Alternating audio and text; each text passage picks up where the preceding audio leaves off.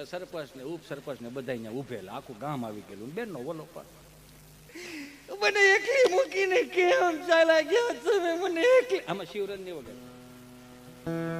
એટલી બધી ને હાવ ધીમી ધીમી આ બળ પડે આયા. તમારે બધા અહીંયા તડિંગ તડિંગ કરવું એટલું જ ને.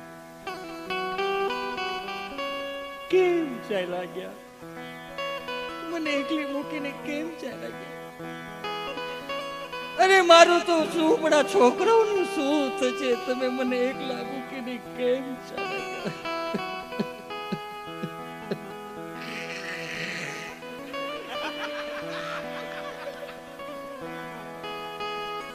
આ છોકરાઓને કઈ રીતે હું મોટા કરીશ? ક્રિશ કા ગાના સુનાવ ના. તું અહીંયા ધ્યાન રાખ. મારો જોશ પતી ગયા પછી તું વારે વારે કે છે શું કીધું શું કીધું. એટલે મારે ઈ કરવાનું છે. આ તો હારું છે 3 કલાકારો ઘરના છો નકર વાંથી ધબા ખેસે. હો કોણ છોકરાઓને મોટા કરશે? આનું શું થશે? તો સરપંચજી નવા આવ્યા છે કીધું બેન ચાલુ રાખ. બેન ચિંતા કરીમાં બેન. બેન તારો ભાઈ જ બેઠો છે. ચિંતા કરીમાં મારા દીકરા દીકરીને જે રીતે મોટા કરીશ ને બેન, એમાં તારા દીકરા દીકરીને મારા ભાણિયા અને ભાણકી તરીકે સ્વીકારીને મોટા કરીશ બેન. અને ભણાવી દઈશ, નોકરીએ ચડાવી દઈશ, અને મસ્ત મજાનો લગ્નોત્સવ કરી બેન. ચિંતા કરીમાં હું તારો ભાઈ બેઠો છું. ત્યાં બેને વિષય ફેરવી નાખ્યો. એનું કાંઈ મને વાંધો નથી વીરા, એનો મને કાંઈ વાંધો નથી. ખમા મારા વીર. પણ એને મને એક પ્રોમિસ આપેલું હતું. શું પ્રોમિસ આપ્યું તું બે?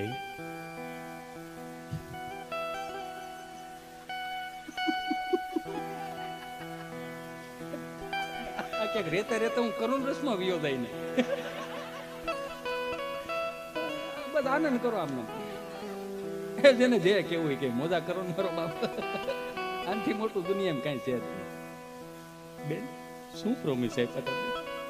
ભાઈ એને મને હાથમાં હાથ પકડીને મને કીધું તું કે આપણે 4 ધામની યાત્રાએ જાશું, આપણે ગંગાજીમાં નાશું. પણ હવે એ મારા સપના અધૂરા રહી ગયા ભાઈ. સરપંચ બેન ચિંતા કરીમાં બેન, તારો ભાઈ બેઠો છે. આપણે બેન અને ભાઈ બે ભેળા થઈને 4 ધામની યાત્રાએ જાશું. ભાણિયા ભાણકીઓને મારા પરિવારને હારે લઈને જાશું બેન. ચિંતા કરીમાં. એટલે તો થોડી ગ્રાન્ટ આવી ગયેલી પડેલી છે. ચિંતા કરીમાં બેન. આપણે બેન અને ભાઈ બે ગંગાજીમાં નાવા જાહું. ભાઈ બીજી નાઈન ફરીથી આપણા ઘરે આવશું બેન. ચિંતા કરીમાં. તારા સપના પૂરા થઈ જાય. ચિંતા કરીમાં બેન. તો બેને વલોપાત ઊંચો લીધો, પણ એને 40 લાખ નું દેણું કર્યું એનું. આ સમાજ મને જીવવા નહીં દે. પવન આવ્યો તેદુનું ગોળિયું જ પાતો તો અમે. તને અહીંયા લઈ જાય, અહીંયા લઈ જાય. એનું શું કરવાનું? તો સરપંચ નો મગજ લઈ ગયો. આખું ગામ ઊભું છે. એકાદો કોઈક જવાબદારી લ્યો ભાઈ. કે બધું હું થોડો કરી દઉં? લાછ ના કાઢો છો. નકરું ખે ખે ખે મારે. એ જવાબદારી લે ભાઈ. કે બધું હું કરી દઉં? ઈ કે હું મંજીરા વગાડું છું. બસ બસ ભાઈ, બહુ કરું રસમાં નથી જવું. અમારે એક ગભો રહ્યો ને, ગભો એટલે હું એક દી વ્હાઈટ એન્ડ વ્હાઈટ ડ્રેસમાં ઘરની બહાર નીકળો ને, સ્વામીજી જોક્સ નથી આંબળો એટલે હું કહું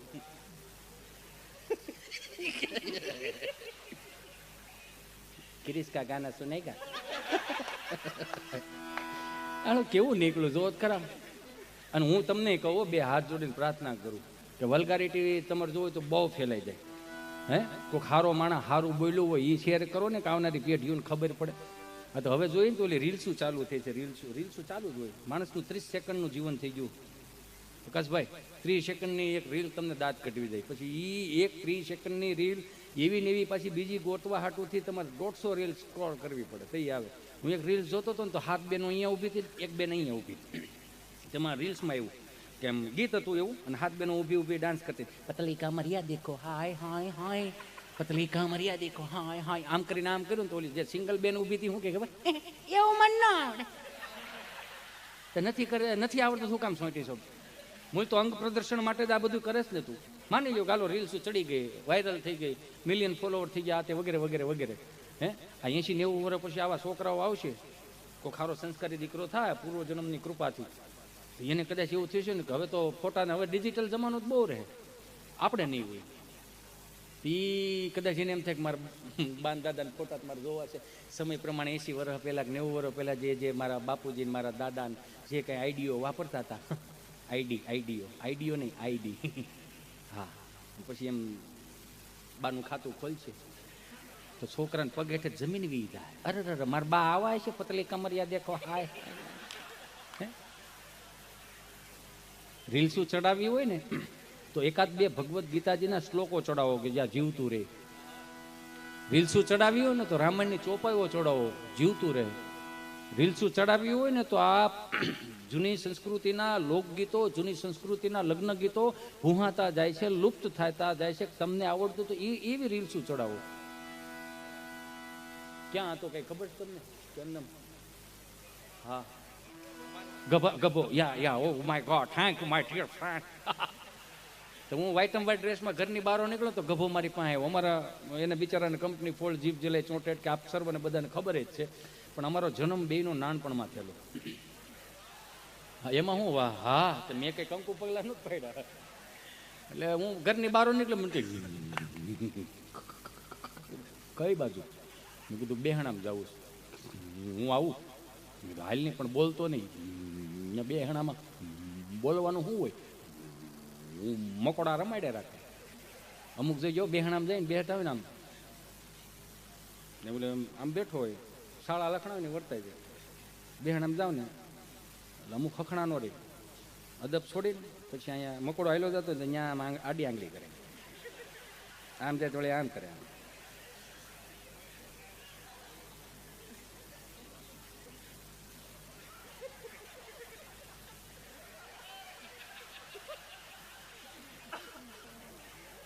એટલે અમે બે અહીંયા ગયા, સાઈડના દાણા નાખ્યા, આમ કીધું શું હતું બાપુજીનું? કાંઈ નહોતું ભાઈ, ચાલુ કરો. કાંઈ નહોતું ભાઈ. હા શું છે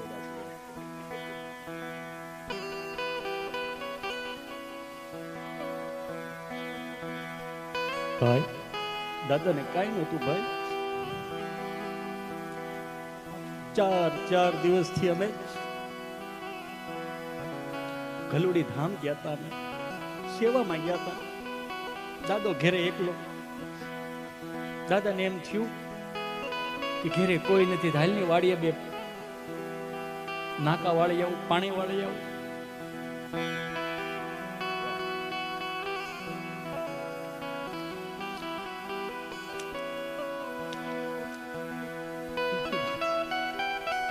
એ બત્તી જે હતી ને ભાઈ, 4 દિવસથી અમે કોઈ ઘરે નમળે બત્તી ચાર્જિંગમાં મૂકેલી નહીં. અને બત્તી જયારે દાદા લઈને જાય છે ને, દાદાને છે ને એક આંખે ખુલ્લું હતું, દાદાને એક આંખે દેખાતું નહોતું. મને વારે વારે કે ગામમાં કેમ કોઈ ઓફ થઈ ગયું છે? આપણે પૂછી કેમ દાદા શું થયું? તો કે દુકાનો કેમ આજ બંધ હતી. પછી મેં કીધું દાદા વળતી ખેરો આવો, લગભગ બધી ખુલી ગઈ છે. કેમ કે દાદાને એક આંખે ખુલ્લું હતું, દેખાતું નહોતું. દાદો વાડીએ પાણી વાળવા જાય, એક હાથમાં બત્તી, ટાટર ચડાવે, હાથની મોટર, ટાટર ચડાવ્યું, કુંડીમાં કોગળો નારણ કોગળો કાઢ્યો, ધોરીએ દાદો હાલો જઈને 5 નાખા વાળ્યા. 5 નાખા વાળે લાઈટ વી ગઈ. દાદાને એમ થયું ફરીથી નાકો વાળવા જવું હિતેશભાઈ, પણ બત્તી હતી ને બત્તી બંધ થઈ ગઈ. ધીમે કરતા ડગલા માંડતો દાદો વાડી આવે. કાંઠા વગરનો કૂવો હિતેશભાઈ, અમારો 100 ફૂટનો કૂવો. દાદાની એક બંધ હતી. હા મને ખબર છે, આગળ બોલ. પણ એ બધી બંધ થઈ ગઈ. 100 ફૂટનો કૂવો, કાંઠા વગરનો કૂવો. દાદાને ખબર ન રહી, હિતેશભાઈ પગ લપસી ગયો ને, દાદા કૂવામાં પડી ગયા, બધી કાંઠે પડી ગઈ. ત્યાં એમ કીધું કાંઈ વાંધો નહીં ભાઈ, એને થોડુંક ઉપર પાણી વાળવા બોલાવ્યા હશે, જેની અહીં જરૂર એની ન્યાય જરૂર, એમ કરીને મનાવ્યો, શાંત થઈ ગયો. એ ગભો બોલ્યો, કેટલા ફૂટનો કૂવો હતો ભાઈ? કે 70 ફૂટનો કૂવો હતો. 100 ફૂટનો કૂવો હતો. 100 ફૂટનો કૂવો? હા ભાઈ 100 ફૂટનો કૂવો. તો તમારા આ બાજુ તળ બહુ ઊંડા કહેવાય હો, બહુ ઊંડા કહેવાય. કેટલા ફૂટ પાણી ભરેલ હતું? 70 ફૂટ ભરેલું પાણી. સારું કહેવાય. દાદાનો પગ લપસી ગયો તો? હા ભાઈ દાદાનો પગ લપસી ગયો તો પગ લપસ્યા પછી દાદો કૂવામાં ગમ કરતો ગયો હોય છે ને, અહીંયા એને ગમ કરતો બોલવાની જરૂર હતી કાંઈ? એટલે સરપંચે એવું કીધું કે આજે ચંદ્રેશ કુમાર હરગોવિંદભાઈ તરફથી 101 રૂપિયા આવે છે. બોલો અંબે માત કી જય. આવા બોલવામાં આવતા ને એક